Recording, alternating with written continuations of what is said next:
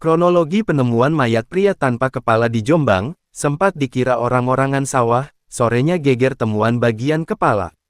Mayat pria tanpa kepala ditemukan di saluran irigasi, Desa Duku Harum, Kecamatan Megaluh, Kabupaten Jombang, Jawa Timur, Rabu tanggal 12 Februari tahun 2025 siang sekira pukul 12 waktu Indonesia Barat.